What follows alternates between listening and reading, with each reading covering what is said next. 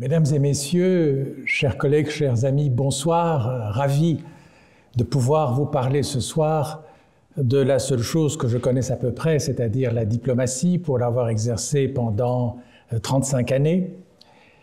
J'ai aujourd'hui la liberté de parole, donc j'éviterai, tant que faire se peut, les circonvolutions du langage diplomatique, parce que vous connaissez la formule selon laquelle il y a deux espèces d'êtres vivants qui donnent l'impression d'avancer lorsqu'elles reculent et de reculer lorsqu'elles avancent, les crabes et les diplomates. Mais j'éviterai justement le langage oblique et pour vous inviter à découvrir avec moi une espèce d'abécédaire de la diplomatie en environ 50 slides, de A comme ambassadeur, à W comme Wikileaks, avec un certain nombre d'exemples, bien sûr, pour alimenter les définitions. Et la première chose, évidemment, que je dois vous dire, c'est de vous proposer, c'est une définition de la diplomatie, tout simplement, en évitant les clichés éculés. Et je crois que cette définition-ci que je vais vous proposer, à la fois est simple et très réelle. La diplomatie, c'est représenter son pays dans le monde et le monde dans son pays. Comprenez, donc c'est véritablement apporter à d'autres pays, à d'autres nations, un message de son propre pays, mais aussi familiariser ses autorités, ses concitoyens avec ce que d'autres nations, d'autres États pensent sur tel ou tel sujet. Et donc c'est ce mouvement d'aller-retour qui constitue véritablement le travail diplomatique, que l'on peut aussi définir par trois verbes qu'il est facile de retenir et que je demande régulièrement à mes étudiants de me répéter, à savoir que la diplomatie, c'est représenter. C'est la première chose d'ailleurs qui vient à l'esprit. C'est informer, car le diplomate, ce sont les yeux et les oreilles d'un État qui va découvrir ce qui se passe dans un autre État et qui va rapporter à ses autorités l'information. Et on aura l'occasion tout à l'heure de parler de cette communication de l'information, combien elle est importante, y compris à l'âge de l'Internet. Et enfin, le troisième verbe, qui est protéger. Protéger, qui peut être tout simplement apporter un service à son concitoyen s'il a égaré son passeport quelque part dans un pays étranger. C'est le guichet du consulat, peut-être au fond la seule chose que vous connaissez si vous voyagez à l'étranger, parce que c'est en fait en quelque sorte la porte d'entrée de l'ambassade, qui fait bien plus que cela. Mais protéger, c'est aussi venir en aide à nos entreprises à l'étranger, venir en aide à nos acteurs culturels dans l'une ou l'autre prestation à l'étranger, etc. Protéger, c'est soutenir d'une certaine manière. Alors, commençons, si vous le voulez bien d'emblée, cet abécédaire. Et bien sûr, je commence par ambassadeur. La fonction est ancienne. Le mot date probablement de la fin du Moyen-Âge, du début de la Renaissance, et viendrait de l'italien et puis du latin, ambassador, c'est-à-dire tout simplement envoyé. Et longtemps, les envoyés étaient en fait des itinérants. Il n'y avait pas d'ambassade permanente, la fonction existait depuis la plus haute antiquité et était revêtue d'un certain décorum. Ce n'est pas les rois ou les princes s'échangeaient des ambassadeurs qui n'étaient pas n'importe qui. Très longtemps, la fonction a été d'ailleurs liée à une classe sociale, la noblesse, Ce n'est qu'au fond, assez récemment que la diplomatie s'est démocratisée. Donc un envoyé revêtu de certains pouvoirs. Un ambassadeur, qui représente-t-il? Un ministre? Non. Il représente un chef d'État. La plus haute autorité de son pays. Et dès lors, le chef d'État étranger qui le reçoit doit également lui accorder certains égards. C'est notamment, et on y viendra tout à l'heure, tout le protocole, et notamment le protocole de la présentation des lettres de créance. Donc, ce n'est pas n'importe qui, c'est un envoyé revêtu de pouvoirs importants. Aujourd'hui, si vous feuilletez les annuaires diplomatiques, vous y voyez ambassadeurs extraordinaires et plénipotentiaires. Extraordinaires, quoi? Ce sont des gens, ce sont des surhommes ou des surfemmes? Non. Extraordinaire parce que la mission qui lui est dévolue est limitée dans le temps et dès lors n'est pas quelque chose qu'il va occuper toute une vie. Extraordinaire et plénipotentiaire, celles et ceux d'entre vous qui se souviennent encore de leur cours de latin, plenipotentus. Qu'est-ce que ça veut dire? Mais ça veut dire qu'il est revêtu des pleins pouvoirs et que lorsqu'il engage sa parole, et les linguistes diraient que le langage diplomatique est performatif, c'est-à-dire que les paroles d'un ambassadeur se traduisent en action, eh bien, il est revêtu des pleins pouvoirs et donc les interlocuteurs étrangers peuvent littéralement lui faire confiance. Il engage d'une certaine manière la parole du souverain, du président qui l'a envoyé. Donc, et enfin, dernier élément qui est important et sur lequel je reviendrai aussi, dès lors qu'on lui accorde des égards, on lui accorde protection. Et jusqu'à aujourd'hui, et maintenant c'est codifié, mais très longtemps la diplomatie était coutumière. Il existe depuis le début des années 60 des conventions, les conventions de Vienne, mais qui en quelque sorte institutionnalisent cette protection, ces immunités et privilèges que vous reconnaissez aux plaques CD des voitures qui vous dépassent parfois de manière désobligeante dans le trafic. CD, mais ça va plus loin que la plaque CD. Cette protection est évidemment basée sur la réciprocité. C'est-à-dire que si nous protégeons les diplomates étrangers à Bruxelles, il est évident que les diplomates belges à l'étranger bénéficieront de la même protection. Sans quoi il y a rupture des relations diplomatiques. Et cette protection, elle est ancienne aussi. On n'arrêtait pas, du temps des princes et des rois de l'Antiquité, leurs envoyés qui arrivaient avec tout leur équipage. Ils étaient munis déjà à l'époque d'un laissez-passer. Et même les brigands de grand chemin les laissaient passer justement, ces envoyés des rois et des princes. Donc, protection qui signifie, et que l'on retrouve d'ailleurs, c'est amusant, je le feuilletais tout à l'heure, même Homère s'y réfère lorsque, après l'enlèvement d'Hélène, vous vous souvenez peut-être, à la guerre de Troie, on envoie à Troie, justement, quelques émissaires pour essayer de négocier la libération d'Hélène. Ça ne marche pas, mais les Troyens ne vont pas abattre les envoyés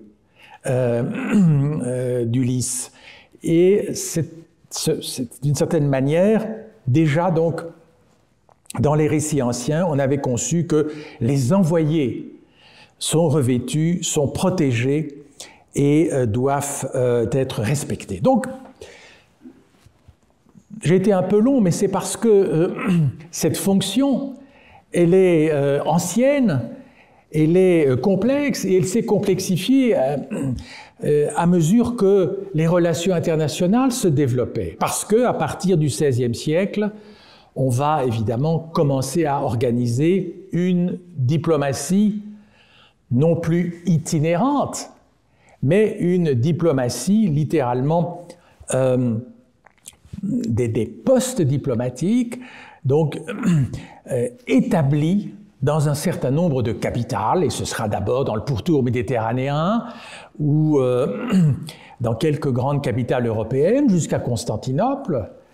Il faudra attendre quasiment le XVIIIe et même le XIXe siècle pour que la France, par exemple, qui n'avait jusqu'à la fin du XIXe siècle qu'une quinzaine de postes diplomatiques, commence à établir des ambassades permanentes, non plus itinérantes, mais permanentes, dans des pays aussi éloignés que le royaume de Siam, le Japon ou la Chine. Donc, et puis aujourd'hui, au XXe siècle et au XXIe siècle, avec l'apparition des organisations internationales, je dirais qu'une autre catégorie d'ambassadeurs est apparue, les représentants permanents à l'Union européenne, à l'OTAN, à l'ONU, lesquels sont aussi bénéficient des mêmes protections que les ambassadeurs dits bilatéraux, mais sans doute avec un protocole un peu plus allégé. Ils ne sont pas reçus de la même manière que le sont les ambassadeurs bilatéraux, et la diplomatie multilatérale est davantage, vous le savez, je ne dois pas vous l'expliquer, à Bruxelles, capitale de l'Europe, est un travail davantage de négociation, un travail de réunion, et est sans doute un peu différent de la vision classique que l'on a du travail diplomatique. Bien. Alors, je passe sur cela. La première chose qu'il convient d'obtenir pour un futur ambassadeur, c'est l'agrément. Qu'est-ce que c'est que l'agrément? Le terme est suffisamment transparent. La Belgique décide que M. X ou Mme Y la représentera auprès de tel État et envoie donc, de manière très formelle, une requête, en quelque sorte, en disant « Voici, nous avons choisi telle ou telle personne pour nous représenter auprès de la République française, auprès du Royaume du Japon, et nous vous prions dès lors de lui accorder l'agrément. » Vous me direz, c'est une pure formalité, enfin voyons, on envoie le CV du diplomate, et en quelques jours, semaines, tout ça est réglé. Eh bien, oui, souvent c'est une formalité, et pourtant il y a parfois des difficultés. Le refus d'agrément. Le refus d'agrément existe. Quelques exemples. En 2012, le gouvernement français décide de proposer comme ambassadeur, ambassadrice dirait-on, de France à Kigali, au Rwanda, Madame Le Gall, qui, à l'époque, avait travaillé dans le cabinet du ministre Juppé.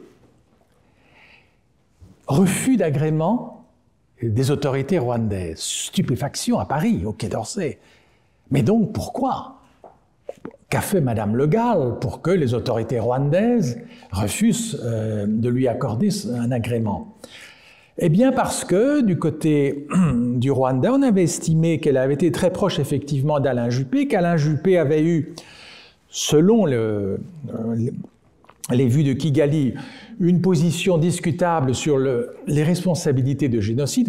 Vous savez combien entre Paris et Kigali les relations ont été tendues à un moment donné, et donc ils ont estimé qu'elle ne pourrait pas représenter valablement la France à Kigali. Et il y a une affaire, alors puisqu'on en est à parler du Rwanda, qui concerne directement la Belgique, je peux le faire maintenant parce qu'elle est dans les médias et que je ne révèle aucun secret. Il n'y a pas aujourd'hui d'ambassadeur du Rwanda à Bruxelles, il n'y a pas aujourd'hui d'ambassadeur de Belgique à Kigali. Pourquoi? Pourquoi? Peut-être l'avez-vous lu dans les médias, mais l'an dernier, le Rwanda a proposé le nom d'un ambassadeur qui avait un homme d'une certaine expérience, qui avait été expulsé de la RDC parce qu'il avait, semble-t-il, été assez proche du mouvement M23. Ce sont cette rébellion Tutsi à l'est de la RDC, et ça avait créé des frictions. Il avait été expulsé. La Belgique a considéré, pour des raisons que je n'ai pas à commenter ici, que cet ambassadeur n'était pas un bon candidat pour représenter son pays à Bruxelles. Mais comme on pouvait s'y attendre, ce n'est pas toujours le cas, en diplomatie, c'est du donnant-donnant, et dès lors, le temps est venu de remplacer ou l'ambassadeur de Belgique à Kigali, le nouvel ambassadeur n'a pas reçu l'agrément. Il n'y a pas eu d'explication particulière donnée à cela, mais on a très bien compris. Et la décision de Bruxelles a été, dans ce cas-là, nous n'allons pas nommer quelqu'un d'autre. C'est-à-dire que nous marquons, vous savez que la diplomatie est une affaire de signaux, de basse ou de moyenne intensité. Nous envoyons un signal de déplaisir. Et notre chargé d'affaires, puisque c'est le titre que l'on donne à celui qui remplace l'ambassadeur en son absence et qui est le premier adjoint, représentera la Belgique. Alors on est dans le symbolique. Le chargé d'affaires probablement fera très bien le boulot, mais il n'y a pas d'ambassadeur. Il y a eu d'ailleurs, et là c'était plus étonnant, un refus d'agrément, enfin, vous savez, qui n'a pas été exprimé, mais entre le Vatican et la France, à un moment donné, parce que le Vatican n'était pas très heureux des orientations sexuelles d'un diplomate français de haut rang que Paris voulait proposer. Et il n'y a pas eu de signal. Dans ce cas-là, il y a eu un long silence que la France a interprété comme un refus d'agrément. Sauf que dans ce cas-là, après quelque temps, le président Hollande, c'était encore à son époque, s'est dit « Oui, mais je n'envoie personne dans ce cas-là à Rome-Saint-Siège. » Mais vous savez, la diplomatie vaticane, c'est un monde très intéressant qu'on ne peut pas négliger. Et finalement, la France a trouvé un autre candidat. Voilà. Donc l'agrément, voyez-vous, ce n'est pas toujours une pure formalité. La carrière. Oui, je ne sais pas s'il y a parmi vous l'un ou l'autre qui songe à entrer dans la carrière, et nous, diplomates, nous écrivons la carrière avec un C majuscule, parce qu'évidemment, il n'y en a qu'une. Je l'ai mis ici à titre indicatif, la carrière diplomatique, et je vous le disais tout à l'heure, longtemps ce métier était en réalité basé sur un choix du souverain, un choix arbitraire du souverain. Heureusement, depuis un siècle et demi, l'accès à la carrière diplomatique est conditionné à la réussite d'un concours. Enfin, en tout cas, en Belgique et en France. Dans certains pays, ce n'est pas toujours le cas. Et chez nous, c'est un concours particulièrement exigeant, qui s'accompagne ensuite d'un stage. Et je n'en dirai pas plus, si ce n'est pour dire que cette démocratisation de l'accès à la diplomatie est quelque chose d'important. Il y a des pays comme les États-Unis où on a une approche différente. Et on estime que ceux qui ont aidé le président américain dans sa campagne électorale, notamment financièrement, méritent d'être rétribués sous forme d'une ambassade, chose qui nous paraîtrait inconcevable. Et donc vous avez, ici à Bruxelles, aujourd'hui, l'ambassadeur des États-Unis a contribué financièrement à la campagne du président Biden. Il ne s'en cache pas, c'est connu. Ça ne veut pas dire qu'il n'a pas les qualités requises. Ce sont des mandats d'ailleurs qui ne durent que 4 ans. Ces gens ne font pas une carrière. Mais évidemment, ça crée, vous le comprenez, des tensions internes entre les diplomates professionnels qui travaillent sous les ordres de cet ambassadeur et lui qui a obtenu ou a acheté quasiment ce poste diplomatique, ça peut donner d'excellents résultats parce que ces ambassadeurs qui ne sont pas de la carrière, qui n'ont pas passé par toutes ces épreuves de sélection, ont souvent un accès direct au président, à la Maison-Blanche en l'occurrence, ce qui n'est pas toujours le cas d'un fonctionnaire du département d'État. Je termine en disant que dans le système belge, nous avons construit véritablement un édifice juridique tel qu'il est quasiment impossible de parachuter des gens de l'extérieur dans la carrière diplomatique. L'assistance consulaire. Oui, chers amis, il ne faut pas négliger cet aspect-là de la diplomatie qui nous fait penser un petit peu à l'administration communale chez nous, mais combien d'important. On recense environ 1 demi-million de Belges à l'étranger, en tout cas inscrits dans les registres consulaires, il y en a probablement plus. Parmi ce demi-million, environ 100 000 sont d'ailleurs des mineurs. Ça laisse quand même un nombre relativement important de ressortissants qui participent aux élections aujourd'hui, qui ont besoin d'un passeport, qui doivent faire signer l'un ou l'autre document notarié et qui ont donc besoin effectivement de l'antenne consulaire. En outre, évidemment, le consulat ou la section consulaire de l'ambassade, elle est là pour les visas dont ont besoin les ressortissants étrangers. Alors, la fonction consulaire est quasiment aussi ancienne que la fonction diplomatique. Elle est née dans les centres portuaires. Les consuls étaient au départ des consuls marchands, dont le travail consistait à, en quelque sorte, gérer les contentieux qui pouvaient surgir entre des navigateurs et commerçants de leur pays et les autorités locales. Évidemment, cette fonction maintenant a pris une toute autre dimension, mais elle n'en reste pas moins importante et je ne voulais pas la négliger. Il y a parfois une espèce de séparation artificielle qui est faite entre le travail diplomatique et le travail consulaire, mais l'un ne va pas sans l'autre. Le corps diplomatique, c'est une photo qui a été prise lors des journées diplomatiques, lorsqu'on rassemble tous les chefs de poste belges autour de nos souverains. Et le corps diplomatique, le terme lui-même est intéressant. Les diplomates ont un esprit de corps. Ça peut, parfois c'est vrai, basculer dans une forme de corporatisme, mais le corps diplomatique est relativement bien soudé et il est constitué de gens qui ont le service de l'État vraiment chevillé au corps, c'est le cas de le dire. Si ce corps diplomatique fonctionne bien, en quelque sorte, il est très autonome aussi. Ces 115 ou 120, il y en a 115 je crois au total, chefs de poste diplomatiques belges, dirigent des PME quelque part partout dans le monde.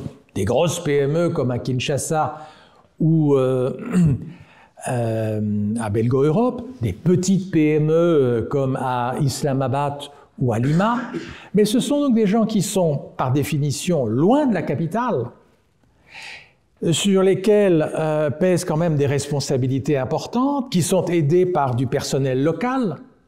Combien y a-t-il de diplomates belges? Combien y a-t-il de postes diplomatiques belges? Environ 115. Ce n'est pas énorme. Mais c'est quand même important pour un pays comme le nôtre, car ce sont 115 unités politiques et économiques avec du personnel local, avec 1 ou 2 diplomates venant de Bruxelles, qui doivent être autonomes, qui doivent à tout moment être opérationnels. La diplomatie ne se pratique pas de 9h à 17h, n'est-ce pas? La diplomatie c'est, comme disait quelqu'un, le all-weather diplomat, c'est-à-dire qu'on est mobilisable 7 jours sur 7, et je vous expliquerai tout à l'heure les situations d'urgence qui impliquent cette mobilisation-là. Et donc, évidemment, ça crée un habitus, comme on dit en psychologie, des gens qui sont tout à fait capables d'être autonomes, d'organiser une série d'affronter une série de situations et de fonctionner en recevant, au fond, assez peu d'instructions de la capitale. Le danger. Oui, chers amis, la diplomatie n'est pas sans danger. Il y a un certain nombre de postes diplomatiques, belges par exemple, où il faut prévoir, où on a prévu une protection rapprochée de l'ambassadeur et de son staff. À Kiev, évidemment, mais aussi à Islamabad, dans certaines capitales de l'Afrique sahélienne. Le danger existe. Et il y a, et c'est malheureux, mais il y a des situations où malheureusement, des diplomates perdent la vie parce que confrontés à la violence et au risque et au danger. Alors, quelques exemples pour ce qui est de la Belgique, parce que ça vaut la peine de les mentionner. Il y a eu une rébellion des cadets de l'armée marocaine à l'occasion d'une réception que le roi Hassan II offrait dans son palais d'été de Skirat. Bon, lui a réussi, grâce à sa baraka providentielle, à échapper, mais ces insurgés ont tiré et abattu un certain nombre de diplomates, dont l'ambassadeur Marcel Dupré, qui, c'était je crois en 1979, y a perdu la vie. Lors de l'attentat qui a coûté la vie au président Sadat, vous voyez à peu près la scène, eh bien, des insurgés ont tiré en direction évidemment du président, mais aussi de tous les ambassadeurs qui étaient conviés au défilé militaire. Et l'ambassadeur de Belgique n'a pas été tué, heureusement, mais a été sérieusement blessé à cette occasion. Vous me direz, voilà, il était là au mauvais moment, au mauvais endroit, mais ce sont les risques du métier, peut-être, plus graves, pour d'autres pays, la Turquie notamment, Israël. Le diplomate est littéralement une cible. Et dans ce cas-là, dans tous les postes diplomatiques, turcs, israéliens, il y a une protection rapprochée, ce qui rend le travail diplomatique, qui est un travail, comme vous le savez, de contacts humains, ce qui rend le travail diplomatique plus difficile. Donc ce métier n'est pas dépourvu de danger. Il n'y a pas toujours beaucoup de candidats pour affronter les postes difficiles où il y a un tel danger. Un certain nombre de pays comme le nôtre prévoient d'ailleurs pour ces postes-là que le diplomate y aille sans famille. Mais il y a des compensations financières et autres pour inciter certains collègues à effectuer des mandats plus courts que d'ordinaire dans ces postes difficiles. Démarche. D comme démarche. Faire une démarche. Combien de fois, en tant qu'ambassadeur, ai-je été instruit de faire une démarche? Et vous savez, une démarche, c'est quelque chose qui, par définition, dont le résultat est imprévisible. Je vous en raconte une, peut-être un peu anecdotique, qui vous fera sourire, mais qui est le type de démarche auquel nous sommes parfois exposés. Et vous savez qu'entre les États-Unis et les États de l'Union européenne, il y a régulièrement des guerres commerciales. Les uns accusant les autres de mesures protectionnistes. On se rend alors à l'Organisation mondiale du commerce, l'OMC, qui arbitre aujourd'hui l'arbitrage de l'OMC est en panne, mais peu importe, et qui autorise le cas échéant des sanctions. Il y avait eu, lorsque j'étais ministre conseiller à Washington, des tensions entre l'Union européenne et les États-Unis sur le bœuf aux hormones, notamment sur les OGM. Et dans un de ces contentieux, les États-Unis avaient obtenu gain de cause et donc le droit d'imposer à 100% les produits européens qui arrivaient sur le marché américain. Pas l'acier, non, les produits de luxe, le vin et le fromage français. Mais quand il est taxé à 100% pour le consommateur américain, c'était devenu évidemment impossible de s'offrir ces produits haut de gamme. Et pour l'exportateur français, italien, espagnol, le marché américain, tout d'un coup, se dérobait sous ses pieds. Nous recevons à l'ambassade de Belgique à Washington des instructions de notre ministre de faire une démarche auprès, et dans ce cas-là, entre nous soit dit, nous sommes entre amis, on peut le dire, nous avons beau être européens, nous sommes concurrents quand il s'agit du commerce, n'est-ce pas? Et donc il n'y a pas de pitié vis-à-vis de nos amis hollandais, français, italiens, chacun pour soi, on doit défendre son beefsteak. Et dans l'occurrence, vous allez défendre les spéculoos. Je m'explique. Vous savez ou vous ne savez pas que l'entreprise Lotus, qui fabrique les spéculoos, dispose d'un marché colossal aux États-Unis. Dans chaque vol de la compagnie aérienne Delta, chaque passager reçoit un spéculoos Lotus. Vous imaginez le nombre de vols par jour, et donc la consommation des spéculoos sur le marché américain. Et donc, panique à bord, le PDG de Lotus nous téléphone, ou en tout cas fait passer le message, il faut sauver mes spéculoos, parce que si les Américains me mettent sur la liste des sanctions, qui va acheter encore des spéculoos dont le prix est multiplié par 100. L'ambassadeur, Alex Rain, paix à ses cendres, me demande de faire une démarche auprès des autorités en charge du commerce extérieur, une démarche. Alors, c'est de la psychologie, c'est de la capacité de convaincre, c'est peut-être de la séduction, que sais-je, c'est tout ça ensemble. Et je connaissais bien la directrice en charge des pays européens, qui était d'ailleurs profondément hostile à la Commission et qui me reçoit en maugréant.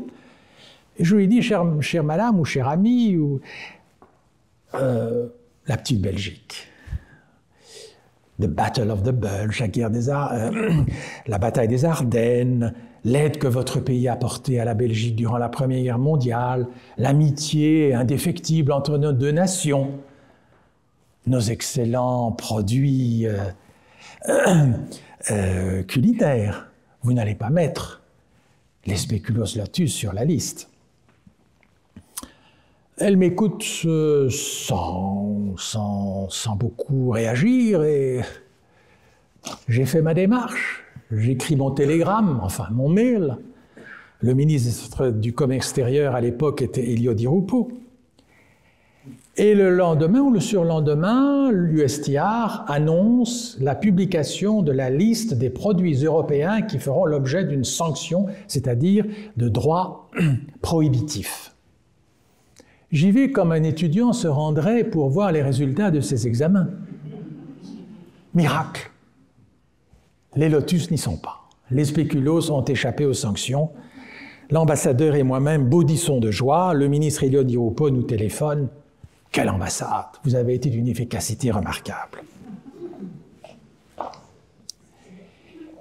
Diplomatie, je ne vais pas revenir sur tout ce qui constitue le métier diplomatique. Je l'ai mis ici un peu comme un aide-mémoire.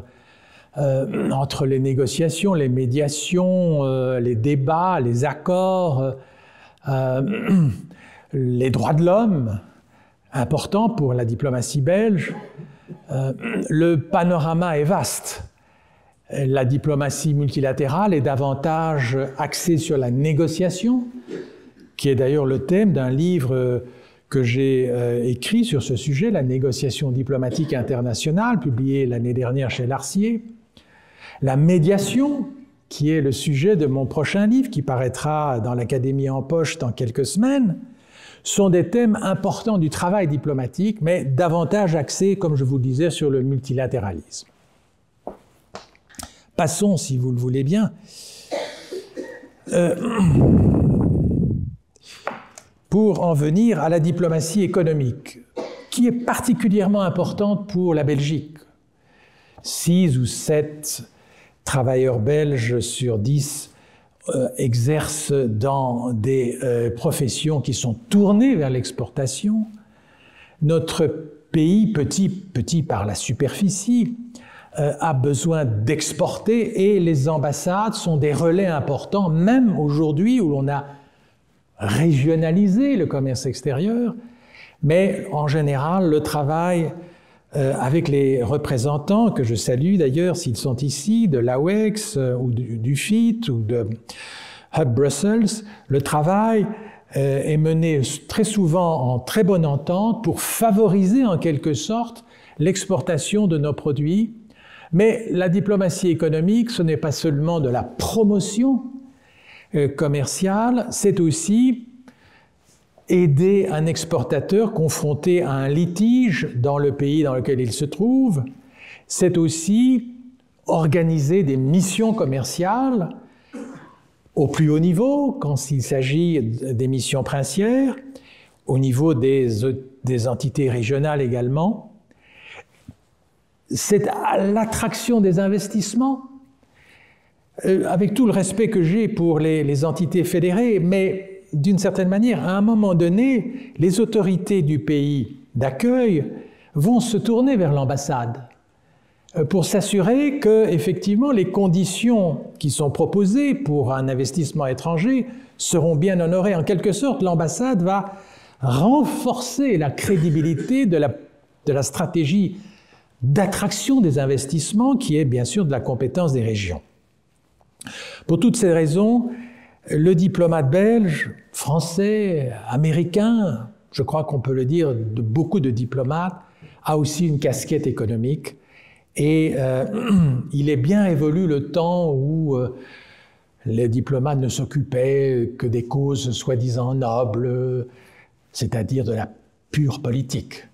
L'économie aujourd'hui est tout aussi importante.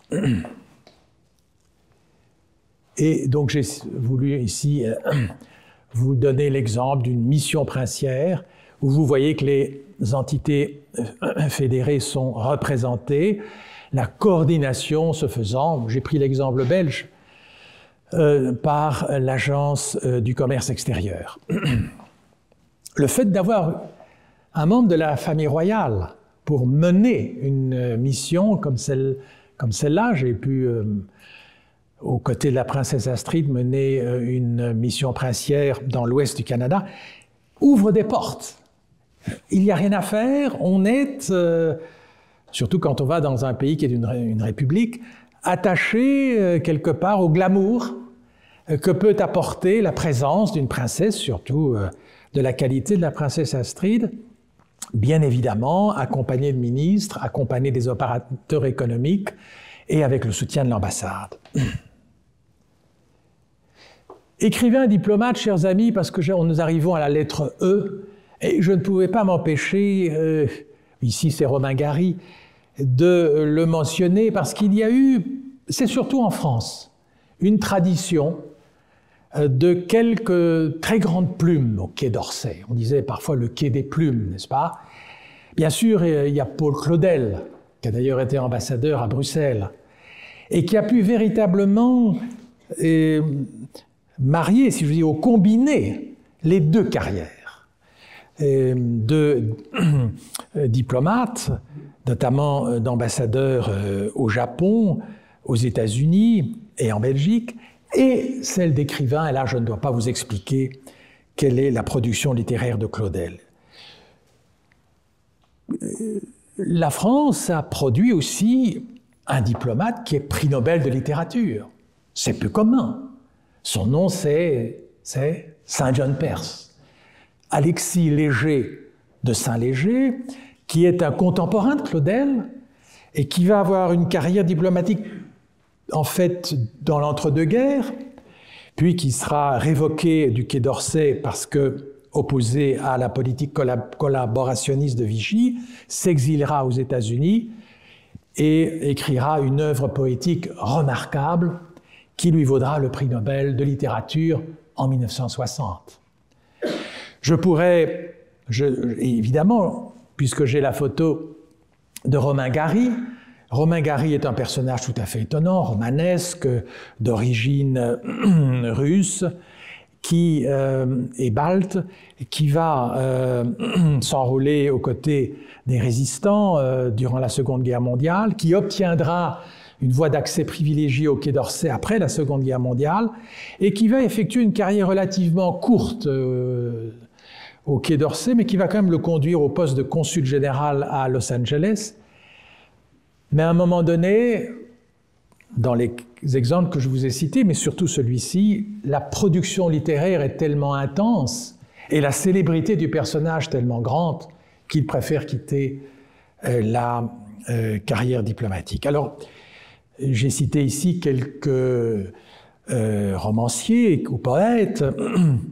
Il y en a de plus récents, mais ça mériterait une conférence séparée. Espionnage.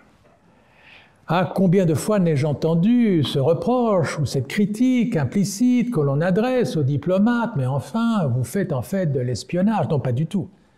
Les espions ont parfois effectivement un bureau dans l'une ou l'autre ambassade, et parfois aussi un titre de premier secrétaire.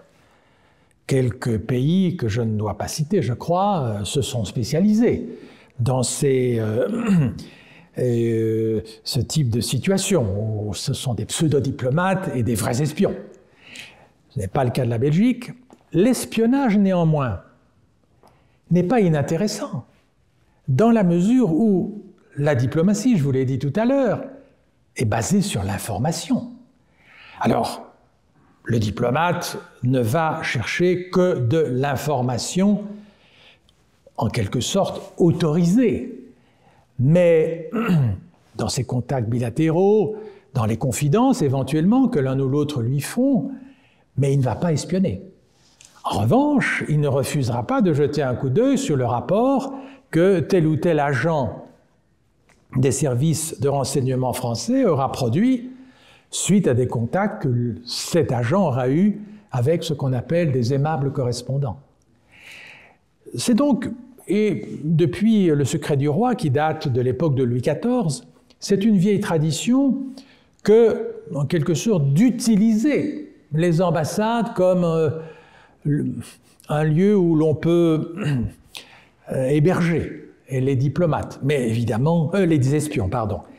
Les fonctions, c'est un lapsus dangereux. Les fonctions sont totalement différentes et en fait peuvent conduire à des incidents. Régulièrement, la Belgique, c'est un fait avéré que vous pouvez lire dans les médias, demande à l'ambassade de Russie de retirer un certain nombre d'individus de son ambassade parce que nous avons pu démontrer que ces individus ne se livraient pas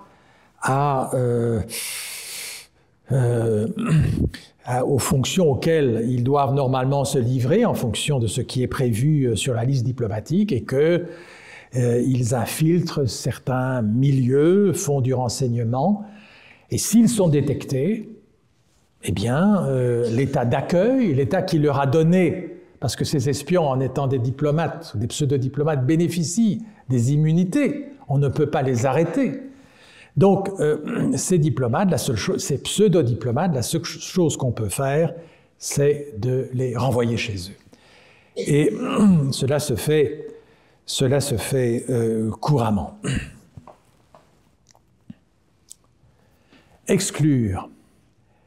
Exclure, pourquoi? Eh bien, parce que il y a certains pays que j'ai identifiés ici par la couleur verte ou verte clair, vert foncé, le Soudan, le Venezuela, la Libye, l'Iran, l'Irak, l'Afghanistan, et qui, quelque part, s'ils ne sont pas exclus de la communauté internationale, néanmoins, adoptent des postures qui les mettent d'une certaine manière un peu en retrait de cette communauté internationale. Soit parce qu'ils se livrent, ces régimes, à des exactions et dont la plus connue est de prendre en otage des individus et de monnayer la libération de tel ou tel ressortissant par la levée de sanctions ou la libération d'un de leurs ressortissants, qu'on fait à l'affaire Van de Castell, n'est-ce pas? C'est typiquement une emblématique des agissements du régime iranien, de ce qu'on appelle la diplomatie des otages. Et donc, quelque part, ces États, sans être exclus de la communauté, encore que les talibans aujourd'hui sont bien tenus en marge de la communauté internationale, le Venezuela est régulièrement pointé du doigt pour malversation et détournement des processus électoraux. La Libye est un État littéralement implosé. Le Soudan est également un État en proie à des divisions internes violentes. L'Irak connaît un problème de gouvernance interne considérable. Ces États sont là, ces États existent sur la carte, ces États ont des relations diplomatiques, en général avec un certain nombre d'autres États, mais adoptent des postures qui, quelque part, les mettent un peu en retrait de la communauté internationale, ou en tout cas les suscitent en tout cas des réactions hostiles que je n'ai pas à commenter.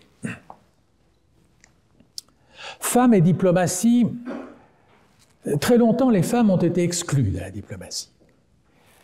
Et lorsque je suis entré dans la carrière diplomatique, au milieu des années 80, existait encore un règlement aux affaires étrangères en Belgique qui prévoyait que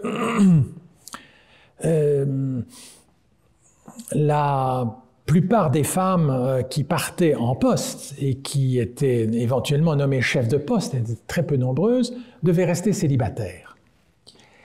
Progressivement, ces mesures un peu archaïques ont été abolies, mais longtemps, et ce n'est pas le cas de la Belgique uniquement, dans beaucoup de pays, la diplomatie est quelque part apparue réservée à un club de gentlemen auquel les femmes n'avaient pas accès. Aujourd'hui, cette situation est en passe d'être améliorée, non pas réglée. La Belgique, malheureusement, fait encore partie des États où il y a un nombre relativement limité de femmes chefs de poste.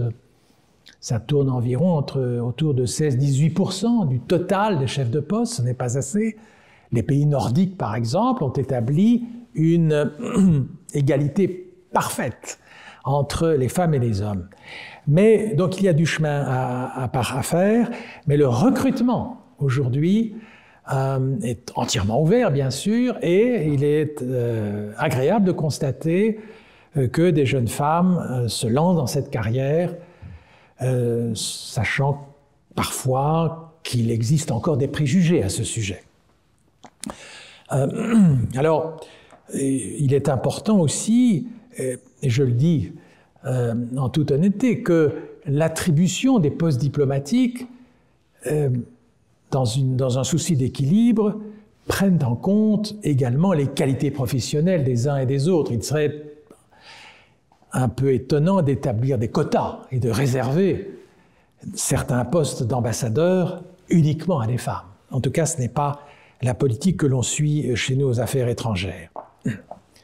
Alors, il y a un débat linguistique pour savoir si l'on doit parler de l'ambassadrice ou de Madame l'ambassadeur. Enfin, je sais que je ne trancherai pas ce débat ce soir.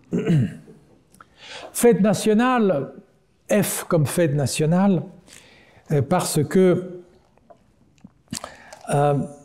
il y a bien un événement que l'ambassade doit organiser ponctuellement chaque année, l'ambassade de Belgique, le 15 novembre, la fête du roi, dans les pays tropicaux, il fait très chaud l'été, ou sinon, bien sûr, le 21 juillet, fête nationale qui revêt évidemment une certaine importance, non seulement vis-à-vis de la communauté belge locale, mais parce qu'elle est l'occasion d'attirer les autorités du pays.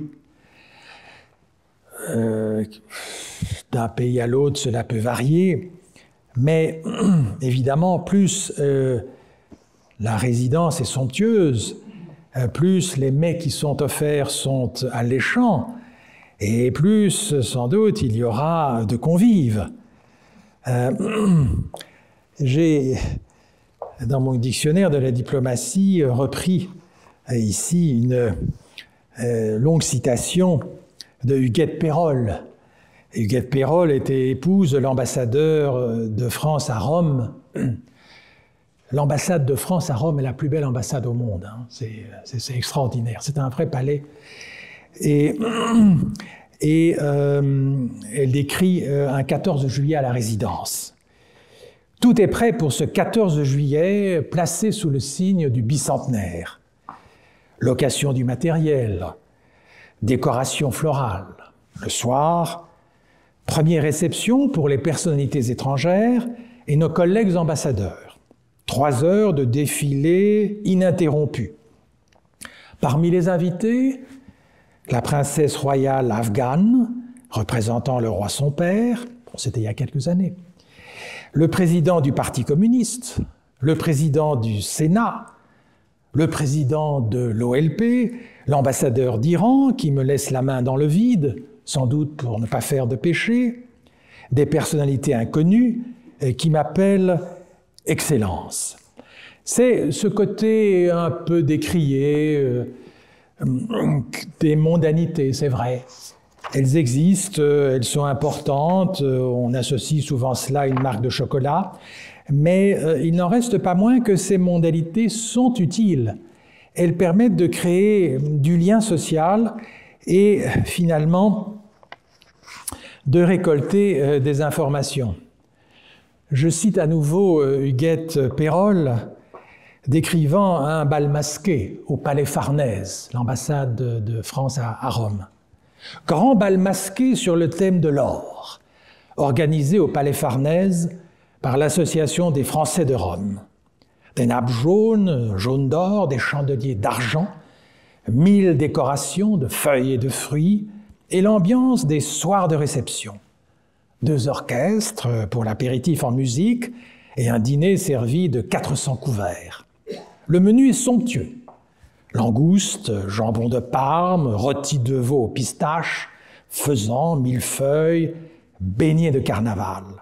On ouvre ensuite le bal dans le salon d'Hercule et la danse gagne rapidement les galeries. Voilà, mesdames et messieurs, j'ai voulu vous faire rêver 30 secondes. Mais c'est vrai, les mondanités, elles font partie du métier et je le dis toujours à mes jeunes collègues, si cet aspect-là du métier vous insupporte, n'entrez pas dans la diplomatie.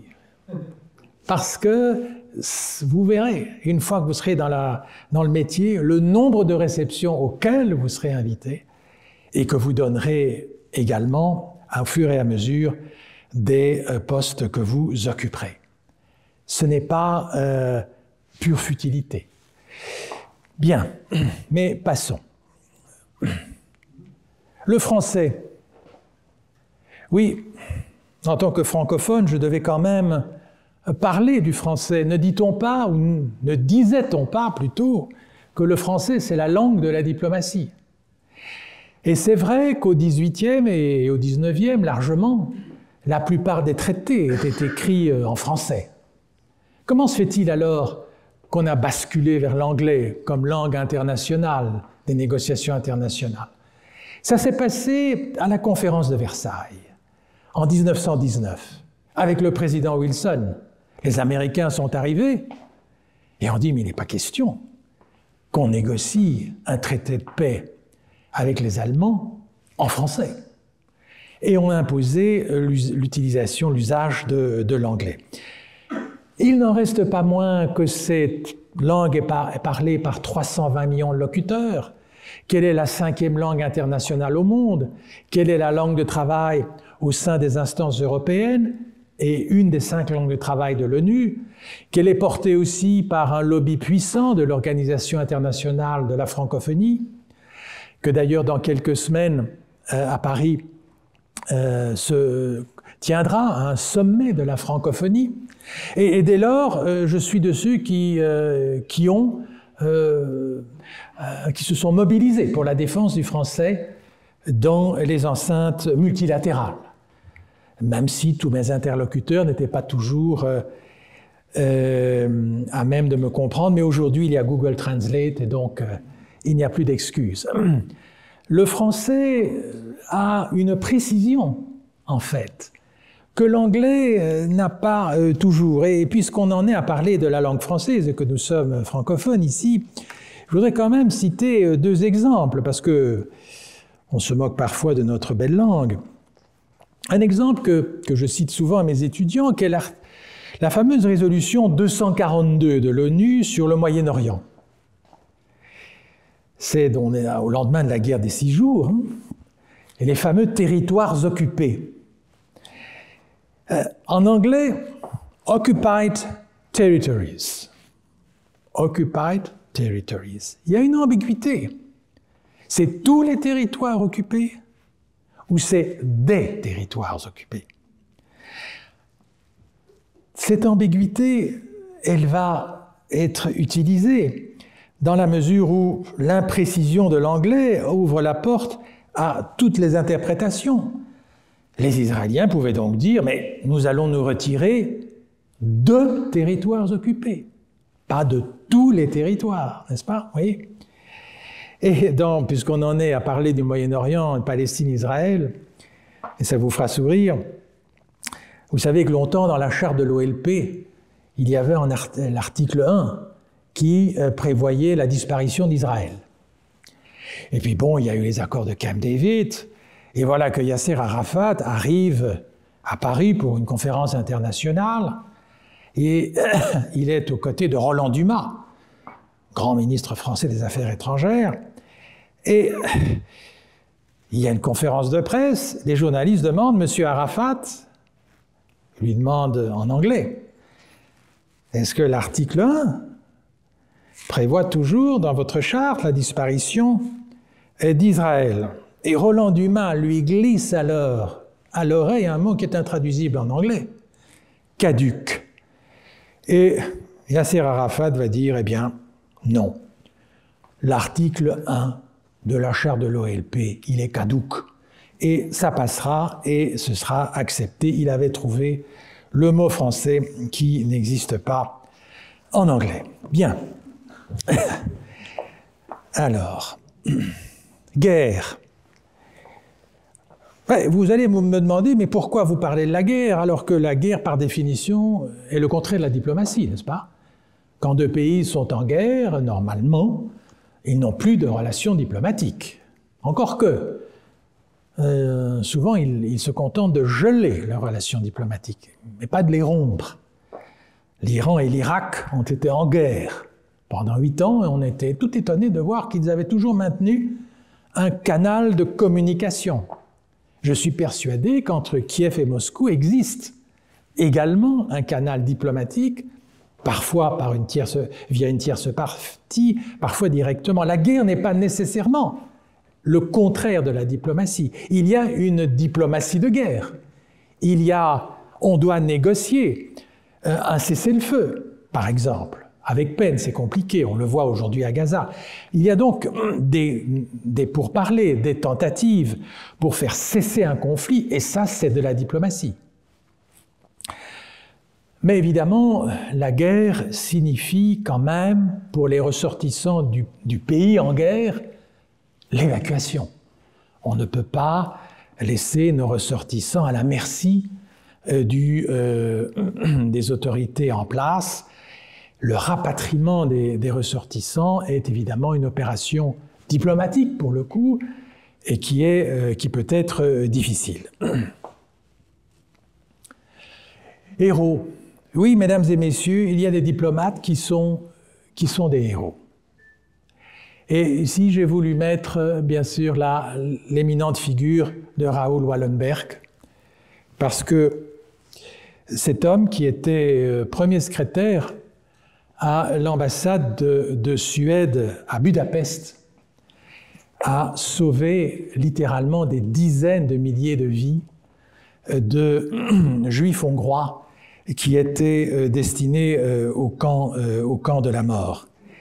Alors, je ne vais pas vous détailler la manière dont Wallenberg a procédé, le nombre de laissez-passer qu'il a distribués, l'héroïsme dont il a fait preuve. Il grimpait sur le toit des wagons où se trouvaient, à l'intérieur desquels se trouvaient les Juifs que l'on conduisait vers les camps de la mort, et il leur parachutait en quelque sorte des laissez-passer, de telle manière que sur le moment même, ces gens devenaient des ressortissants suédois et obligeaient du coup l'autorité nazie à stopper le convoi. Mais il y a un mystère, Wallenberg, comme vous le savez peut-être si vous vous êtes intéressé au personnage. Où est-il? Comment a-t-il disparu? Il a été arrêté et déporté par les Russes. Longtemps, les Soviétiques ont prétendu ne rien savoir, mais finalement, en 1957, Moscou déclara qu'il était mort en prison. Lors d'un passage à Stockholm en 2004, le fils de Khrouchtchev indiqua que Raoul Wallenberg avait probablement été exécuté sur l'ordre de Staline. Mais il y a des héros peut-être moins connus. Mais je considère par exemple que l'ambassadeur Martinon, qui était ambassadeur de France à Kaboul en 2021 et qui a organisé le rapatriement des Français et des Franco-Afghans dans le contexte que vous imaginez, Kaboul assiégé par les talibans, a fait preuve d'héroïsme. Et il avait certes quelques gardes du corps, mais il aurait pu à tout instant être abattu par les talibans, tant la loi du plus fort préexistait. Donc il y a une forme d'héroïsme qui existe dans l'accomplissement du travail diplomatique, et il me semble qu'il fallait le mentionner. Incident diplomatique. Alors, il y en a beaucoup. J'ai mentionné celui-ci, je ne sais pas si ça vous dit quelque chose, mais il y a eu un incident diplomatique il y a quelques mois entre la Belgique et la Turquie. Pourquoi? Eh bien, c'était l'époque du Ramadan, et le Premier ministre De Croo est allé pour l'iftar, qui est donc la rupture du jeûne, à l'invitation d'une communauté turque à Anvers, laquelle était proche du prédicateur, penseur Goulan, qui, comme vous le savez, est l'ennemi juré du régime du président turc. La Turquie a réagi. La Turquie a considéré que la présence de notre Premier ministre à cet événement était un geste inamical vis-à-vis des autorités turques. Alors, est-ce que notre Premier ministre avait mesuré les conséquences de cette participation à l'iftar? J'ignore. Comment ça s'est réglé? On a convoqué à Ankara l'ambassadeur de Belgique, on lui a sans doute fait quelques remontrances, qu'il a communiqué à ses autorités, et on en est resté là. Mais il y a des incidents diplomatiques qui peuvent prendre une ampleur beaucoup plus grande. Je vous en cite un. Entre le Canada et l'Arabie Saoudite. Je l'ai vécu de près, donc je peux en témoigner. Le Canada est particulièrement sensible aux violations des droits humains en Arabie Saoudite. Et l'opinion publique canadienne s'est mobilisée, notamment pour un célèbre blogueur saoudien qui s'appelle Raif Badawi, qui avait été condamné non seulement à la prison, mais à des coups de fouet. Et puis il a été libéré, etc. Et voilà que fin juillet, début août 2018, la ministre des Affaires étrangères de l'époque, Madame Freeland, fait un tweet anodin, on est au milieu de l'été, dans lequel elle s'émeut du sort réservé à la sœur de ce monsieur Badawi, qui est aussi une activiste, Samar Badawi, qui avait été condamné à 3 ans de prison. Ce tweet, alors là, serait passé inaperçu, mais nous sommes à l'époque de l'Internet et des réseaux sociaux. Ce tweet est immédiatement traduit en arabe, croyant bien faire, par les services diplomatiques canadiens à Riyad. Dans les heures qui suivent, et ça m'a vraiment estomaqué, mais vraiment dans les heures qui suivent, l'Arabie saoudite rappelait son ambassadeur, demandait le rappel de l'ambassadeur canadien, gelait les relations économiques, et elles sont consistantes, entre l'Arabie saoudite et le Canada. Les étudiants saoudiens, par milliers, qui payent des droits d'inscription colossaux dans les universités canadiennes, devaient tous rentrer. Bref, un incident d'une ampleur que la ministre n'avait certainement pas mesurée. Et je dois bien vous confesser qu'à un moment donné, elle se tourne vers moi et elle me dit « Bon, et la Belgique, est-ce que les pays occidentaux vont se solidariser avec le Canada qui... » J'ai bien dû témoigner d'un silence embarrassé. Non, là, c'est chacun pour soi. Bien évidemment, ce n'est que cette année, l'incident s'est produit en 2018, ce n'est que cette année que les deux pays ont finalement échangé les ambassadeurs. Et donc, un incident peut avoir des répercussions à long terme. L'affaire des caricatures de Mahomet, il y a quelques années, dans un journal danois, et les conséquences que cela a eu sur les postes diplomatiques danois au Moyen-Orient est une autre illustration. Influence. Oui, chers amis, aujourd'hui, la diplomatie est de plus en plus une diplomatie d'influence. Et l'influence, voyez-vous, elle s'exerce notamment par le biais des instituts culturels, j'ai mis ici volontairement les instituts Confucius, parce que nous le savons, en Belgique, ces instituts ne se cantonnent pas à l'enseignement du mandarin, n'est-ce pas? Et donc, ils ont d'autres objectifs également, à tel point que l'ancien directeur de l'Institut Confucius, abrité dans les locaux de la VUB, a dû démissionner et a été, je crois, expulsé. Donc voilà, l'influence, elle repose sur des vecteurs, tantôt culturels, tantôt linguistiques, c'est important. L'influence culturelle de la Belgique, grâce notamment au travail que font les délégations des entités fédérées, c'est par exemple la bande dessinée, qui est un magnifique vecteur parce que certains personnages de la BD franco-belge sont universels. C'est évidemment la langue, c'est évidemment la production cinématographique. Tout cela est résumé en un seul terme que vous connaissez, je présume, le soft power. Et qu'est-ce que c'est que le soft power, le pouvoir doux? C'est la capacité d'attraction. Il y a là un basculement intéressant. Longtemps, la diplomatie ne s'est pas préoccupée de l'influence. On était dans une zone d'influence, mais de là en faire une politique. Le soft power, et certains pays comme la France sont des maîtres en la matière. La France est régulièrement classée tout en haut des pays maniant les Jeux Olympiques, tout récents de Paris, en sont un bel exemple d'ailleurs, à savoir de capitaliser sur le pouvoir d'attraction d'un pays et de, quelque part, amener à ce pays un nombre plus grand, j'allais dire de followers, excusez-moi, mais plutôt d'amis, de sympathisants, de francophiles, de sinophiles, de russophiles, etc. Il y a un soft power russe, etc. Bref, toute cette dynamique que je n'ai pas le temps d'expliquer, qui mériterait également une conférence séparée, fait aujourd'hui partie du travail diplomatique. Qui écoute encore la France? Oui, c'est ce genre de document où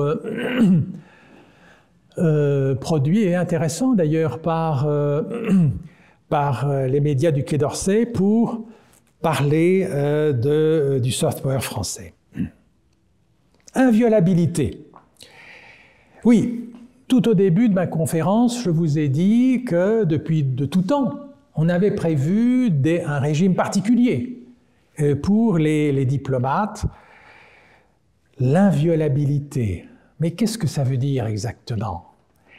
Inviolabilité de la personne, on n'arrête pas, on ne détient pas un diplomate. On l'expulse, le cas échéant. Il est déclaré persona non grata. Vous comprenez? Qu'est-ce que cela veut dire juridiquement?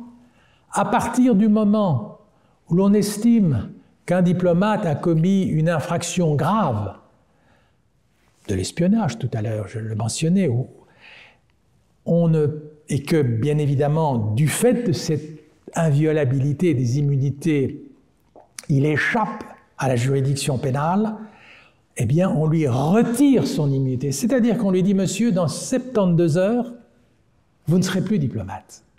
Donc si vous n'avez pas quitté le territoire belge, on vous arrête.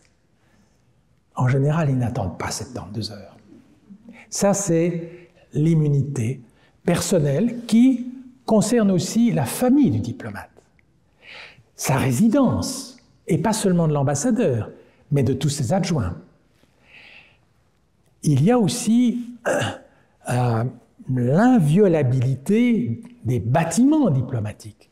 Et si je vous ai mis cette photo Mexique-Équateur, c'est parce que je fais référence là à un événement tout récent, je ne sais pas, vous en avez peut-être entendu parler, mais l'ancien président, donc ça s'est passé cette année, hein. On est à Quito, capitale de l'Équateur. L'ancien président équatorien est pourchassé par la police équatorienne. Il court vers l'ambassade du Mexique. Il s'y réfugie. Et il se dit, je suis protégé. Inviolabilité du bâtiment diplomatique. Non, la police équatorienne force la porte, entre, arrête le malheureux président Jorge Glass et le fait sortir de l'ambassade et le jette en prison. Conséquence, rupture des relations diplomatiques entre le Mexique et l'Équateur. Le Mexique dit, vous avez violé l'article 22 de la Convention de Vienne qui prévoit, qui autorise le droit d'asile. Et le meilleur exemple, vous l'avez tous en tête, c'est Julian Assange. Assange a passé 6 ans à l'ambassade d'Équateur, justement, à Londres. Ce qui a d'ailleurs coûté une fortune à l'Équateur et une fortune aux Britanniques parce qu'en permanence, 24 heures sur 24, il y avait des policiers britanniques qui encerclaient le bâtiment. Mais donc, c'est quelque chose de sacro-saint. Et vous le comprenez, quand on viole un bâtiment diplomatique, comme l'ont fait les Iraniens, et c'est l'exemple peut-être le plus connu dans l'histoire, l'occupation de l'ambassade des États-Unis à Téhéran pendant plus de 400 jours, n'est-ce pas? Eh bien, on viole les dispositions fondamentales de l'inviolabilité diplomatique. Et il y a un exemple que j'aime bien citer, c'est d'un cardinal hongrois, durant la guerre froide. Le cardinal Mindszenty, farouche opposant au communisme, il est sur le point d'être arrêté après l'opération soviétique à Budapest en 1956 pour écraser la révolte hongroise. Il va se réfugier dans les locaux de l'ambassade des États-Unis à Budapest pendant 15 ans. Pendant 15 ans. C'est long. Les locaux n'étaient pas si grands. Mais les communistes hongrois connaissaient manifestement la Convention de Vienne et n'ont donc pas forcé la porte, comme les Équatoriens, et finalement, il a pu en sortir. Voilà. Lettres de créance. Ah oui, les lettres de créance. Ça me ramène aussi au début de l'exposé. Un ambassadeur, pour entrer en fonction, doit remettre un document signé par son chef d'État, le roi ici en l'occurrence, et adressé au chef d'État étranger. C'est un document quasiment standard, qui est presque toujours écrit de la même manière, par lequel le roi, en l'occurrence ici, recommande Monsieur X ou Madame Y, dont les qualités professionnelles sont reconnues, le recommande auprès de son ami, le chef d'État étranger, et lui demande « Cher ami, veuillez accorder à mon ambassadeur tous les privilèges prévus et toutes les facilités prévues pour l'exercice de ses fonctions. » Mais tant qu'il n'a pas présenté ces lettres de créance, et vous savez, en restant attaché à ces éléments du décorum, il n'est pas officiellement entré en fonction. Certes, il présentera à son arrivée une copie au chef du protocole, mais la remise des lettres de créance obéit à un cérémonial, escorte à cheval jusqu'au palais royal, on porte l'habit, etc.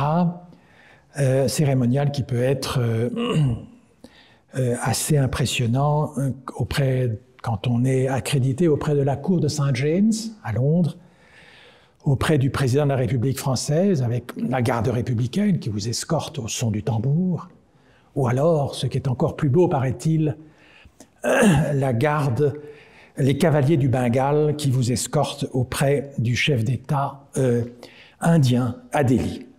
Un décorum qui, c'est vrai, a tendance à s'assouplir, qui peut être beaucoup moins formaliste et qui n'existe pas dans les postes multilatéraux. L'ambassadeur de Belgique à l'ONU, il ne vient pas avec ce genre de costume présenter ses lettres de créance au secrétaire général de l'ONU, n'est-ce pas? C'est beaucoup plus simple. Mais on est, il est vrai, dans le multilatéral et, je vous le disais, on y est moins attaché au décorum.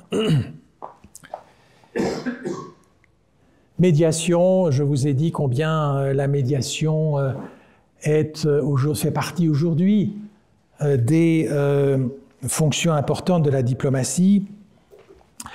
La médiation, vous en entendez parler tous les jours, des tentatives de médiation entre l'Ukraine et la Russie, par la Turquie par exemple, la médiation du Saint-Siège qui aboutit d'ailleurs pour rapprocher Cuba et les États-Unis, la médiation de la Suisse entre deux pays qui ont rompu leurs relations diplomatiques, les États-Unis et l'Iran, etc. La médiation, c'est tout un art qui s'apprend. Et il y a, on peut le dire, des diplomaties de la médiation. Il y a des pays qui se sont spécialisés. Le Saint-Siège, je viens de le citer, la Suisse, l'Autriche, la Norvège, les accords d'Oslo, etc., sont le sultanat d'Oman, sont des pays qui sentent bien que c'est là un domaine qui leur permet justement de projeter une image. Ce n'est pas désagréable d'aller négocier sur les bords du lac Léman ou dans un palace viennois, et donc qui ont toutes les facilités requises pour organiser justement, pratiquement, ces médiations, et ils le font avec talent. Bien. Oui, il me faudrait du temps pour vous parler du ministère des Affaires étrangères. Vous avez toutes et toutes compris que la diplomatie ne s'exerce pas uniquement à l'étranger, qu'il faut une administration centrale, un quartier général, diraient les militaires. Ici, j'ai mis une image du Quai d'Orsay parce que le bâtiment est somptueux, mais l'administration des affaires étrangères, c'est en quelque sorte le tube digestif de la diplomatie, c'est-à-dire qu'elle est alimentée quotidiennement par toutes les informations que les nombreux postes diplomatiques ont pu récolter et qu'ils envoient au ministère. Cette information est décantée, pas pour le plaisir d'envoyer de l'information, n'est-ce pas? Ce n'est pas l'agence France-Presse. Le but, c'est de transformer cette information en position que la France adoptera dans telle négociation internationale ou vis-à-vis de tel État. Le ministère des Affaires étrangères est donc l'élément, dirais, oui, l'élément indispensable de toute machinerie diplomatique. Il a à sa tête un secrétaire général, qui n'est pas nécessairement un diplomate d'ailleurs, et le ministre, par définition, qui lui est un politique. La mobilité géographique, et j'ai repris ici un groupe de chefs de poste, fait partie du train-train de la vie diplomatique. On est affecté à un poste pour un temps limité. C'est comme ça. On n'y va pas, même si on a très envie de rester 15 ans à Washington, on n'y reste pas 15 ans. En tout cas, c'est comme ça qu'est conçue la mobilité dans nos pays. Et cette mobilité est basée sur une forme de justice distributive, plus ou moins. Plus ou moins. Un poste difficile, un poste moins difficile. Sauf si l'on est évidemment affamé de postes compliqués. Mais cette mobilité géographique est importante pour une autre raison. Quand vous restez longtemps dans un pays, vous finissez en fait, et je l'ai expérimenté, par épouser les thèses et les positions de ce pays, et à la limite de vouloir défendre ce pays contre les vues de votre propre État. Ça peut arriver. Et dès lors, avant que cette situation ne se produise, on demandera à l'ambassadeur de choisir une nouvelle affectation.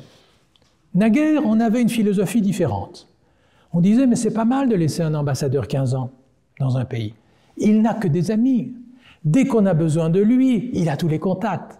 Une anecdote encore en passant, d'un célèbre ambassadeur de Belgique à Abidjan. Il s'y plaisait, il avait une maîtresse ivoirienne, il ne demandait plus à repartir. Et on se disait, mais cet homme, il est redoutable. Dès qu'on a besoin de la voix de la Côte d'Ivoire à l'ONU pour faire passer une résolution, ou une nomination dans une organisation internationale, on appelle monsieur Untel, qui a un accès direct au président Houphouët-Boigny. Et le président Houphouët-Boigny dit, mais mon cher ambassadeur, avec plaisir, je vais instruire mon ambassadeur ivoirien immédiatement à New York pour soutenir les vues de la Belgique. Donc on se disait, c'est pas un mauvais calcul. Mais voilà, ces habitudes sont révolues. Mondanité, j'en ai parlé, je passe. Multilatéralisme, je l'ai évoqué aussi. Et oui, j'ai l'impression que cet abécédaire me conduirait à de trop longs exposés.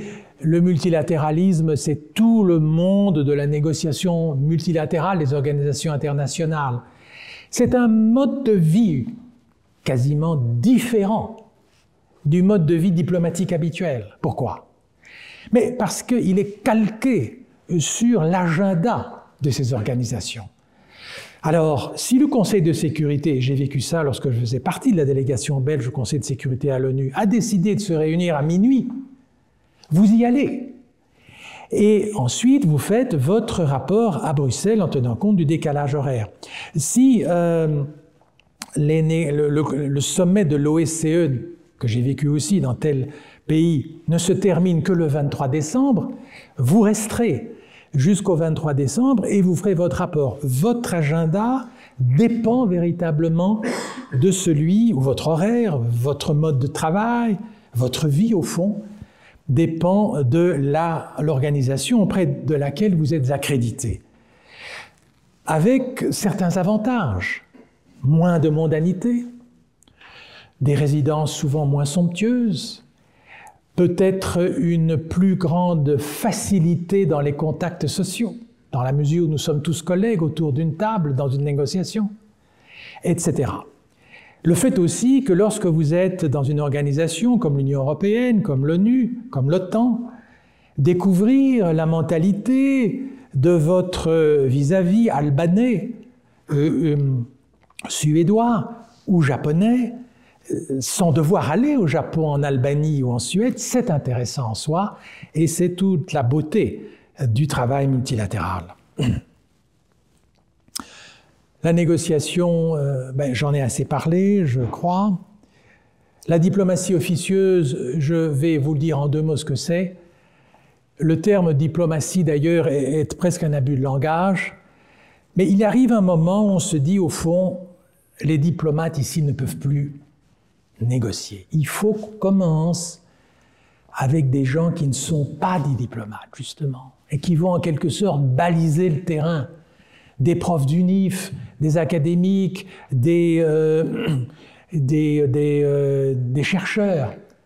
Prenez le fameux accord nucléaire avec l'Iran, qu'on appelle le JCPOA, qui a été conclu en 2015 et qui est vraiment une étape importante dans la négociation internationale contemporaine. Il a fallu 2 ans de négociation track 2 pour le préparer. Qu'est-ce que ça veut dire? Mais ça veut dire que là, les Américains et les Iraniens se rencontraient dans un endroit neutre, mais pas en tant que représentants des États-Unis. Enfin, pas officiellement. Et c'est d'où le nom de diplomatie officieuse. Et ça donne des résultats. Le président Carter, qui vit toujours, est un grand spécialiste de la diplomatie track 2. Vous savez que c'est lui, grâce à son think tank établi à Atlanta, qui a réussi à rétablir la paix entre l'Érythrée et l'Éthiopie, grâce justement à cette médiation officieuse. Qui était-il, Carter? Il disait « Je ne suis plus président ». Il n'était plus. Je suis le patron d'un think tank à Atlanta. Il avait quand même le prestige de l'ancien président, c'est vrai. Et donc, armé de son savoir-faire, il a pu négocier et a abouti à des résultats intéressants. Sant'Egidio, pour celles et ceux qui connaissent un peu, qui est une ONG catholique établie à Rome, fait de la diplomatie track 2. Ce sont des religieux et quelques laïcs qui ont la fibre diplomatique, mais qui ne sont pas des représentants de l'Italie ou de quelque pays que ce soit, et qui balisent en quelque sorte le terrain avec succès. Le rétablissement de la paix au Mozambique, c'est la diplomatie track 2 de Sant'Egidio. Passeport diplomatique, que n'a-t-on rêvé, n'est-ce pas, de ce passeport qui vous permettrait, voilà, de passer tous les contrôles, qui est, il est vrai, distribué parcimonieusement, et c'est normal. Chez nos amis britanniques, il est rare qu'ils puissent d'ailleurs l'obtenir. Chez nous, il est attribué aux diplomates et à sa famille, et bien sûr à nos collègues des entités fédérées et à quelques membres aux membres du gouvernement. Mais le passeport diplomatique est normalement insaisissable et son détenteur doit évidemment faire l'objet de privilèges spécifiques. Persona non grata, je l'ai évoqué. La diplomatie des petits pas, je ne pouvais pas m'empêcher de vous le mentionner, parce que, vous savez, la diplomatie, c'est souvent des petits pas, justement. Et elle se réfère à la shuttle diplomacy de Kissinger. Vous savez que Kissinger avait fait beaucoup de va-et-vient entre Israéliens et Palestiniens et Égyptiens notamment, pour les négociations au Moyen-Orient. Mais la shuttle diplomatie, c'est aussi, encore chez Kissinger, qui en était un expert, les pourparlers qu'il a pu avoir avec les Vietnamiens et qui ont abouti progressivement au désengagement des États-Unis du Vietnam. Donc une diplomatie qui consiste à aller d'un pays à l'autre patiemment et à jouer d'une certaine manière le médiateur en étant accepté tant par les uns que par les autres. La plaque diplomatique, dont vous rêvez sans doute, parce que vous pensez qu'elle vous permet de brûler tous les feux rouges, mais ce n'est pas vrai. Le protocole est très sévère aujourd'hui, ici, aux affaires étrangères, et mon collègue Hubert Roisin est impitoyable avec les ambassades qui accumulent des amendes. On n'est pas au-dessus des lois en matière de législation routière, et il y a eu des abus dans le passé. Ce qui est vrai toutefois, c'est que la police ne peut pas d'emblée arrêter un véhicule diplomatique parce que, de nouveau, un véhicule avec la plaque diplomatique à cause des immunités dont je vous ai parlé. Le porte-parole, parce que, et j'ai mis ici un porte-parole qui était en fonction jusque récemment et qui était mon adjoint à Varsovie, Nicolas Firenze-Gewart, le porte-parole est, j'allais dire, paradoxalement tenu à mesurer sa parole. Il ne peut pas tout dire. Il doit dire, il doit communiquer. C'est vrai, nous ne sommes plus à l'ère, nous sommes moins à l'ère du secret. Mais sa parole est quand même mesurée, prudente. Et aujourd'hui, on assiste à un phénomène curieux où vous avez le porte-parole, lui, du ministère. Et puis le ministre a aussi son porte-parole. Et ce n'est pas aisé parfois d'établir une bonne entente entre les deux. Mais voilà, il serait trop long de disserter sur le sujet. Le porte-parole des affaires étrangères de Belgique, ça représente 3 personnes. Le porte-parole du département américain, il y a une centaine de personnes. C'est une véritable usine à produire des communiqués. Le porte-parole du ministère chinois, il y a des affaires étrangères. Lui, par exemple, dans les conférences de presse, quel langage tient-il? La langue de bois, n'est-ce pas? Bien sûr, ce n'est pas lui qui va faire la moindre indiscrétion ou la moindre révélation sur telle ou telle position adoptée par son pays. Il ira dans la droite ligne qui lui a été dictée par ses autorités. Bien, je passe parce que le temps protégé, j'en ai parlé. Le protocole aussi, je ne m'étendrai pas.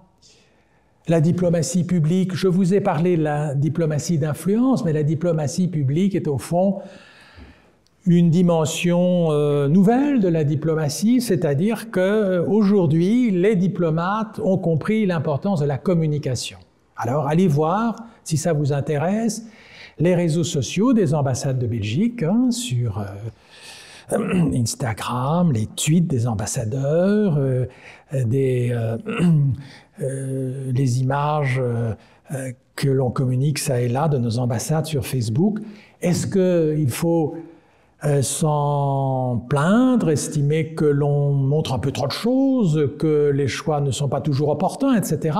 Ce n'est pas à moi ici à en parler, mais ça fait partie de cet exercice de transparence où l'on veut montrer qu'au fond, la vie diplomatique, elle doit être connue et il n'y a rien de particulier à cacher, sauf que, je le dis à titre personnel, certaines images sur les réseaux sociaux suscitent évidemment, c'est le jeu, des réactions parfois désobligeantes vis-à-vis des auteurs de ces images, de ceux qui les ont diffusées, et peuvent quelque part, tout d'un coup, plonger l'ambassadeur ou son équipe dans une situation qu'il n'aurait pas souhaitée. Eh bien, je vous fais une petite confidence, puisqu'on est à la fin de mon exposé. Au moment du carnaval d'Alost, l'ambassadeur d'Israël a diffusé une série qui utilisait beaucoup le tweet, une série de commentaires qui me paraissaient non plus seulement concerner le carnaval, avec, vous savez, l'affaire de ces caricatures de commerçants juifs, mais qui devenaient quelque part une forme de communication vis-à-vis des autorités belges. Et je me suis demandé si cet ambassadeur, qui avait été porte-parole auparavant, avait mesuré la portée de ses propos. Et de fait, j'étais directeur au Moyen-Orient à l'époque, j'ai quand même dû le convoquer aux affaires étrangères. Bon. Le rapatriement, cette image bouleversante, tragique de ces centaines de ressortissants afghans qui ont pu échapper aux talibans et qui fuient Kaboul en 2021, mais le rapatriement de nos ressortissants durant la pandémie. Ce sont des opérations de grande envergure, difficiles, complexes, et tout à l'honneur de nos ambassades.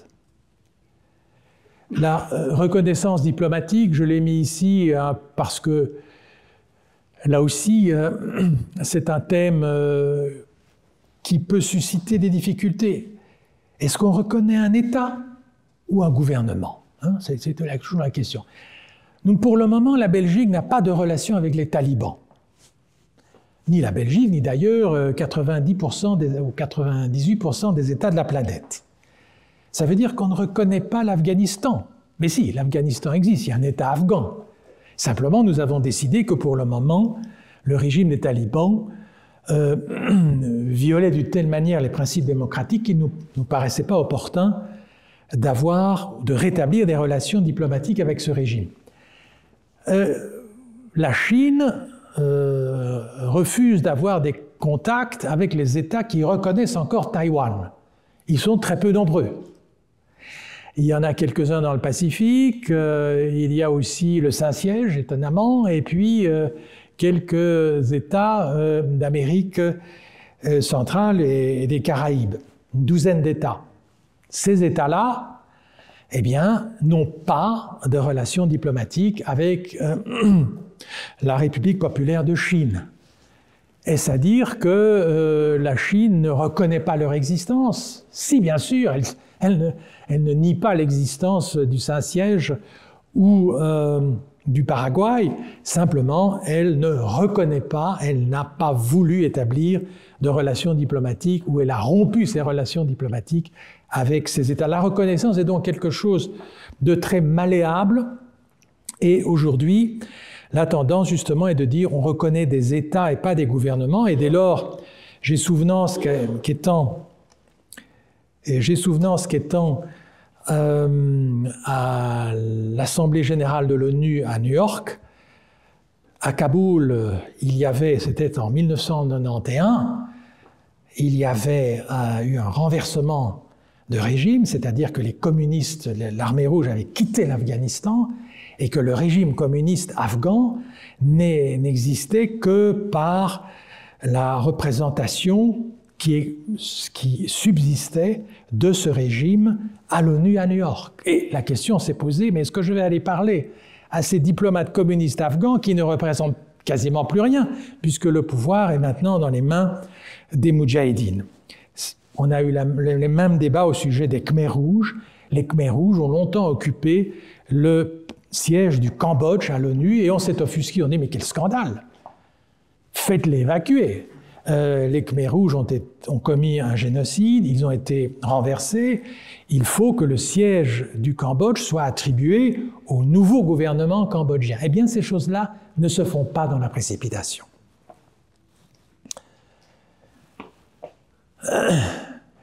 Oui, alors j'ai voulu ici saluer les efforts des diplomaties régionales et de leur contribution à l'effort diplomatique fédéral.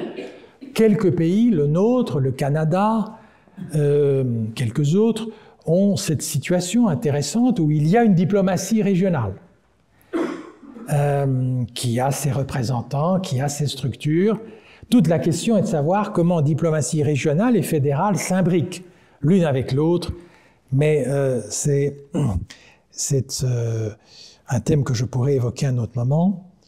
Résidence, oui, j'ai cédé à la tentation de vous présenter la résidence où j'ai vécu 4 ans, le Palais Mniszek à Varsovie, la plus belle résidence, pour le coup, en Pologne, et sans doute un joyau qui fait partie des 30 plus belles résidences de Belgique dans le monde. La rupture des relations diplomatiques, je passe là-dessus, c'est un phénomène récurrent. Il y a des tensions entre deux pays, on rappelle les ambassadeurs, on gèle ou on rompt. Alors, souvent on gèle. Façon de dire qu'on laisse le bâtiment dans les mains du personnel local, mais on ne rompt pas complètement. Rompre, c'est véritablement ne plus du tout communiquer. Aujourd'hui, lorsque les Américains communiquent avec les Iraniens, ils doivent passer par la Suisse. C'est la Suisse qui représente les États-Unis à Téhéran. Lorsque l'Iran veut communiquer officiellement avec les États-Unis, il doit passer par le Pakistan, qui représente l'Iran à Washington. Vous voyez, la rupture est quelque chose de fort. Pour parler d'un phénomène, d'une décision qui a été prise ces derniers jours, le Mali, je crois, a décidé de rompre ses relations diplomatiques avec l'Ukraine. Et en a-t-il mesuré toutes les conséquences? Le secret, j'ai, je crois, eu l'occasion de vous en parler en évoquant à la fois son contraire, qui est la transparence, le fait qu'aujourd'hui, à l'ère de l'Internet, il est de plus en plus difficile de préserver le secret. Et pourtant, le secret est important. Le secret, voyez-vous, le terme est à la fois péjoratif et mélioratif.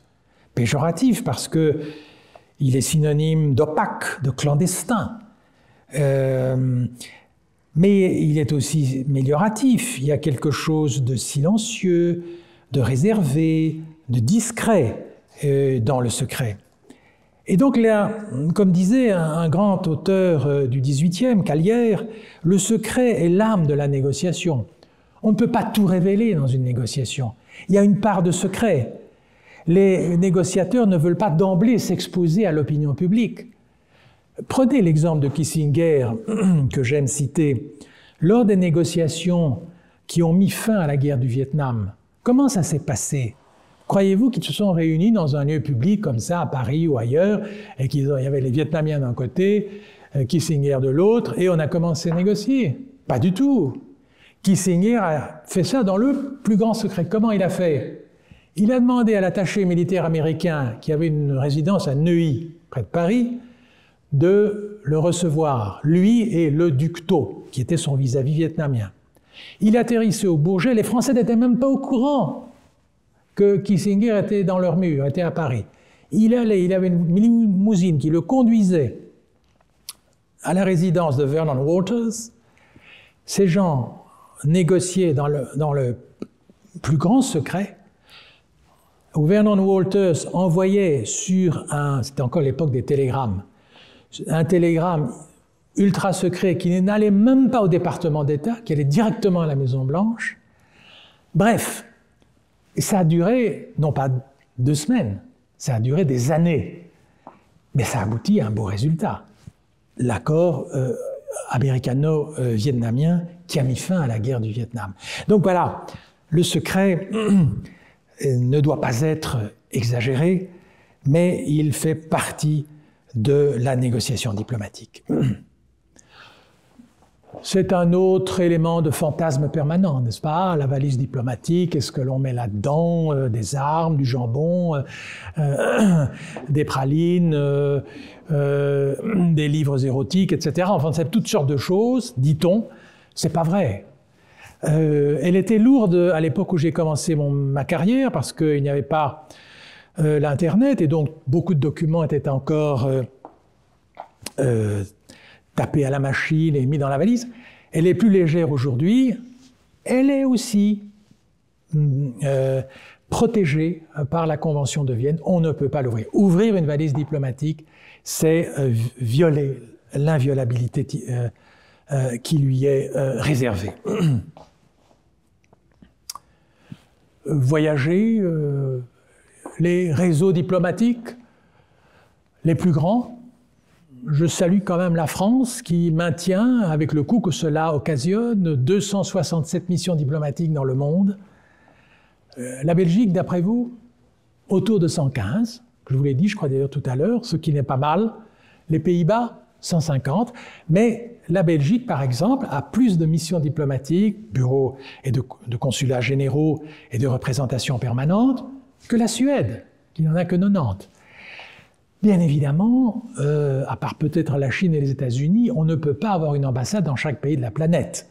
Donc l'idée que vous pouvez retenir, c'est ce qu'on appelle l'accréditation multiple. C'est-à-dire que l'ambassadeur de Belgique dans tel pays, par exemple la République sud-africaine, à Pretoria. Il est aussi ambassadeur en Namibie, il est aussi ambassadeur au Botswana, il est aussi ambassadeur au Mozambique. Il n'y est pas régulièrement présent. Nous n'avons pas les moyens pour le moment d'ouvrir des ambassades dans ces pays-là, et donc on pratique ce qu'on appelle l'accréditation multiple. Il n'en reste pas moins que ça représente un budget conséquent. Je termine, chers amis, par Wikileaks, évidemment. Alors, avec ce cher Julian Assange, vous avez évidemment toutes et tous entendu parler de Wikileaks. Et la question qui... Alors, d'abord, c'est quoi? C'est 250 000 télégrammes. C'est beaucoup. C'est beaucoup. Alors, pour les dépouiller, il faut déjà du temps. 250 000 télégrammes américains.